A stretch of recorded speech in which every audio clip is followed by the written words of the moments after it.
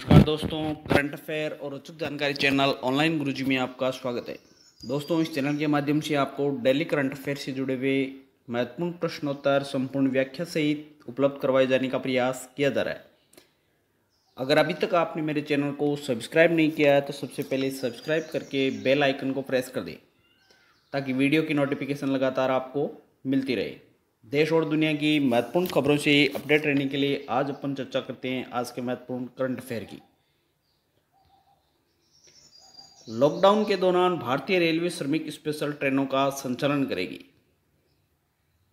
भारतीय रेलवे ने लॉकडाउन के बीच देश भर में श्रमिक स्पेशल ट्रेनों के संचालन की योजना बनाई है, जिसका प्रमुख उद्देश्य है प्रवासी श्रमिकों, तीर्थयात्रियों, पर्यटकों, छात्रों और उन लोगों की मदद करना है जो तालाबंदी के कारण विभिन्न स्थानों पर फंसे हुए हैं। भारतीय रेल एक नज़र देख लेते हैं। भारतीय रेलवे का मुख्यालय नई दिल्ली में है। भारतीय रेल की स्थापना 16 अप्रैल 1853 को हुई थी और वर्तमान में जो रेल मंत्री है वह पीयूष गोयल है। अगली महत्वपूर्ण खबर है, भारत ने 5 द्वीप देशों की सहायता के लिए शुरू किया है मिशन सागर अभियान। भारत सरकार ने कोरोना वायरस महामारी के बीच पूर्वी हिंद महासागर क्षेत्र के देशों को सहायता प्रदान करने के लिए 10 मई 2020 को मिशन सागर का शुभारंभ किया है। इस मिशन का उद्देश्य खाद्य पदार्थों, कोविड-19 से संबंधित आयुर्वेदिक दवाओं और एससीक्यू टैबलेट की आपूर्ति करना है। हिंद महासागर के 5 द्वीप देश हैं मालदीव, मॉरिशस, सेशेल्स, मेडागास्कर और कोमोरोस। ये सागर विजन क्या है? वर्ष 2015 में भारत ने हिंद महासागर के अपने विजन की शुरुआत की, जिसे सागर कहा जाता है। सागर का पूर्ण रूप है security and growth of all in the region. भारत का लक्ष्य अपने पड़ोसियों, विशेषकर समुद्री पड़ोसियों के साथ आर्थिक और सुरक्षा सहयोग प्राप्त करना है। वर्तमान में नौसेना के प्रमुख है एडमिरल करमवीर सिंह।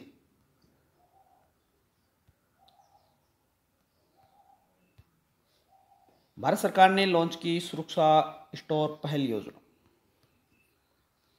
उपभोक्ता मामले, खाद्य और सार्वजनिक वितरण मंत्रालय ने सुरक्षा स्टोर पहल योजना लॉन्च की है।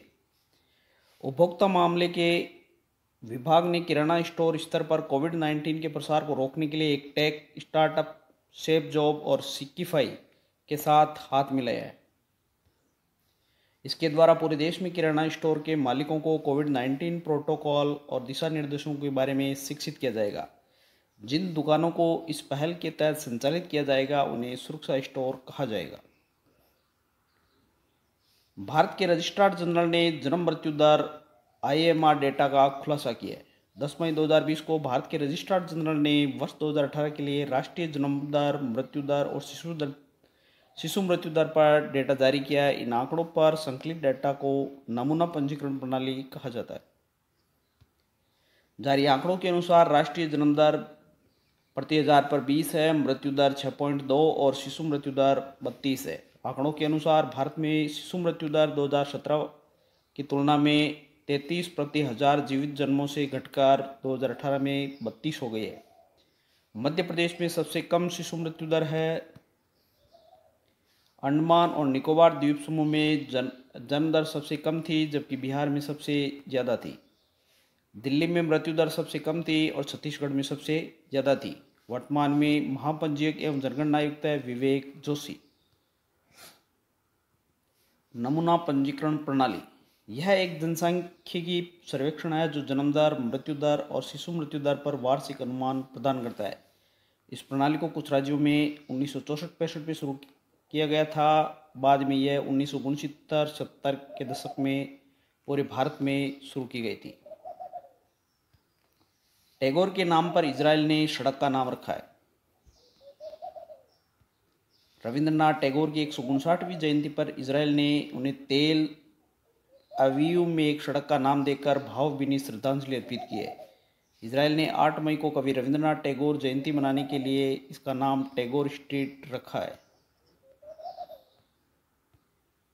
रविंद्रनाथ टैगोर 1913 में उन्होंने साहित्य में प्रतिष्ठित नोबेल पुरस्कार जीता और अब तक ये ऐसा करने वाले भारत के एकमात्र कवि है।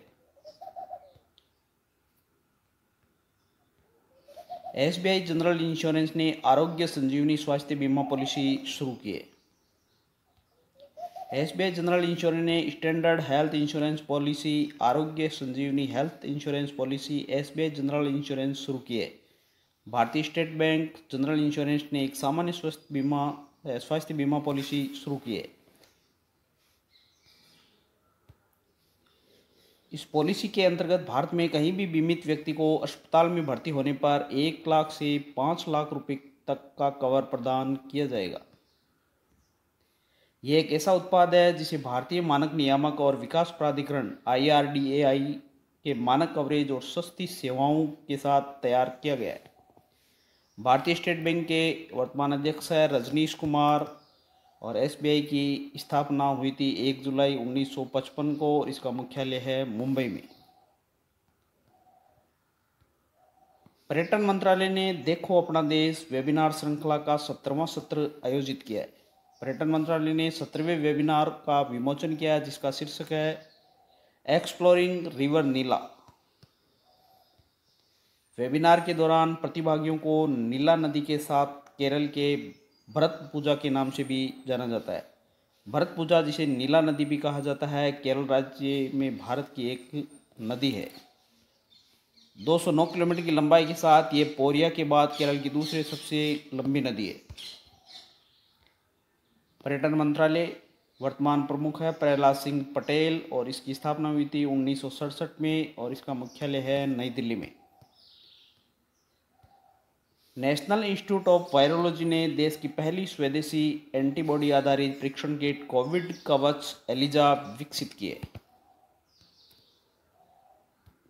National institute of virology Pune ने नोवल कोरोना वायरस के निदान के लिए पहला स्वदेशी एंटीबॉडी आधारित एलिजा परीक्षण किट कोविड कवच विकसित किया है। इस परीक्षण से देश में कोविड परीक्षण की गतिशीलता को बदलने की उम्मीद है। यह लगभग 90 नमूनों का परीक्षण लगभग 2.5 घंटे में कर सकता है। एलिजा का पूर्ण रूप है एंजाइम लिंक्ड इम्यूनोसे। इसका मुख्य लक्ष्य खून के सैंपल में एंटीबॉडीज या एंटीजन की उपस्थिति दर्शाना होता है जो शरीर में कई रोग या संक्रमण विकसित होने पर बढ़ते हैं। ध्रुव DRDO ने यूवी आधारित सैनिटाइजर विकसित किया है।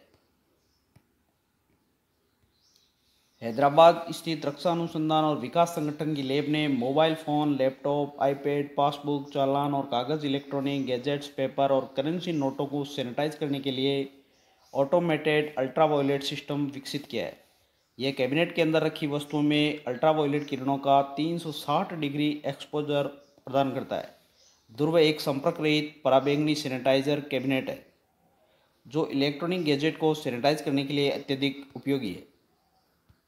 ध्रुव का पूर्ण रूप है डिफेंस रिसर्च अल्ट्रावायलेट सैनिटाइजर और इसका मुख्यालय रखा गया तेलंगाना में। निर्देशक है BHVS नारायण मूर्ति। नरेंद्र बत्रा का FIH अध्यक्ष के रूप में कार्यकाल मई 2021 तक के लिए बढ़ा दिया गया है। Federation international hockey Narendra Batra मई 2021 तक अंतर्राष्ट्रीय हॉकी महासंघ FIH के अध्यक्ष बने रहेंगे।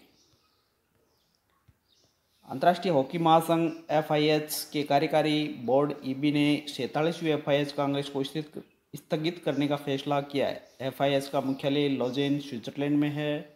इसकी स्थापना 7 जनवरी 1924 को हुई थी और FIH के CEO है थियरी विल।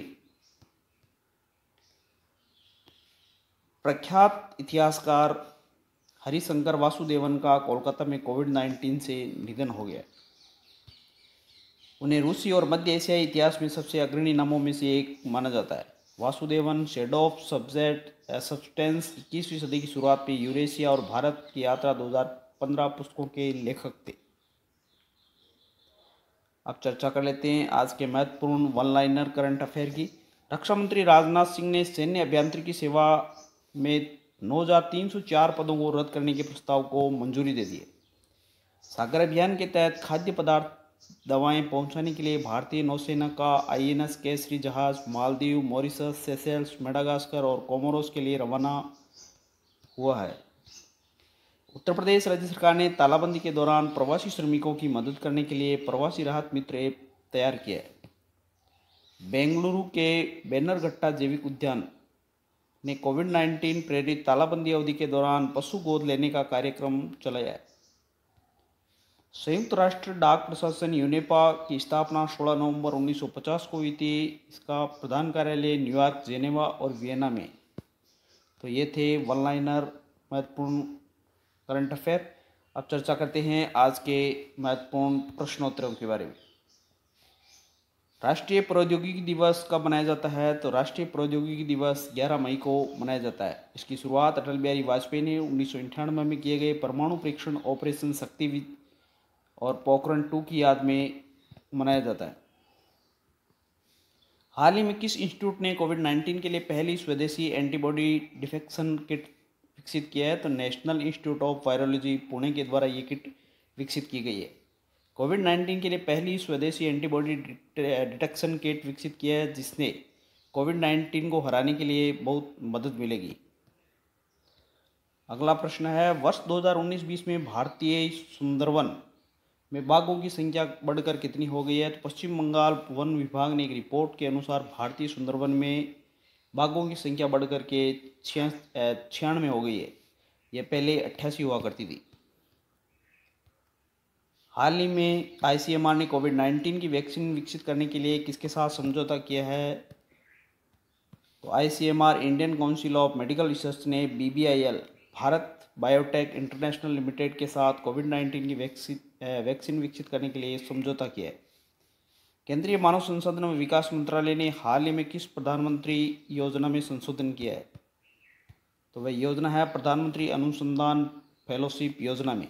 अनुसंधान को बढ़ावा देने के लिए रिसर्च एंड इनोवेशन डिवीजन नामक एक समर्पित विभाग का गठन भी किया गया है।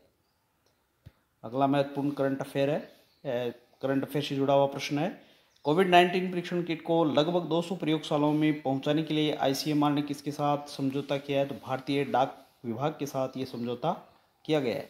उत्तर पूर्वी क्षेत्र जैसे डूंगरपुर, झालावाड़ में भारतीय डाक पहुंचाने में मदद करेगा। केंद्र सरकार ने government e market place portal पर किस शहर में दशरस कलेक्शन की शुरुआत की है? तो नई दिल्ली के अंदर दशरस कलेक्शन की शुरुआत की गई है, जिसका उद्देश्य सरकारी खरीदारों के लिए अपने उत्पादों को GEM पर प्रदर्शित करना होगा। अगला करंट अफेयर से जुड़ा हुआ प्रश्न है, अयोध्या में राम मंदिर के निर्माण के लिए श्री राम जन्मभूमि तीर्थ क्षेत्र ट्रस्ट में दान की जाने वाली राशि को किसके द्वारा आयकर मुक्त करने की घोषणा की गई है? तो ये केंद्र सरकार के द्वारा आयकर मुक्त करने की घोषणा की गई है। केंद्र सरकार ने हाल ही में गजट नोटिफिकेशन जारी करते हुए घोषणा की कि अयोध्या में राम मंदिर के निर्माण के लिए श्री राम जन्मभूमि तीर्थ क्षेत्र ट्रस्ट में दान की जाने वाली राशि को आयकर से मुक्त कर दिया जाएगा। ट्रस्ट में दान करने पर आयकर अधिनियम की धारा 1961 की धारा 80G के तहत छूट दी जाएगी। दक्षिणी कोरिया की सैमसंग इलेक्ट्रॉनिक्स ने किस कंपनी के साथ भागीदारी करते हुए जल्द ही सैमसंग पे के नाम से डेबिट कार्ड लॉन्च करने की घोषणा की है? तो वह है सोफी। दक्षिणी कोरिया की सैमसंग इलेक्ट्रॉनिक्स ने पर्सनल फाइनेंस कंपनी सोफी के साथ भागीदारी करते हुए जल्द ही सैमसंग पे के नाम से डेबिट कार्ड लॉन्च करने की घोषणा की है। अभी सैमसंग पे मोबाइल पेमेंट सेवा ही प्रदान करती है। आज का अंतिम प्रश्न है, किस देश ने लॉन्ग मार्च 5B रॉकेट लॉन्च किया है? तो चीन ने अंतरिक्ष में लॉन्ग मार्च 5B रॉकेट लॉन्च किया है। रॉकेट अंतरिक्ष यान के प्रोटोटाइप का चालक दल है। रॉकेट का उत्थान 5 मई 2020 को दक्षिणी चीन के हेनान द्वीप पर वेनचांग सैटेलाइट लॉन्च सेंटर से किया गया है। तो साथियों, ये थे आज के महत्वपूर्ण current affair, one line current affair और उनसे जुड़े हुए महत्वपूर्ण प्रश्न। उम्मीद करता हूँ साथियों कि मेरे द्वारा उपलब्ध करवाया कंटेंट आपकी तैयारी के लिए सार्थक साबित होगा।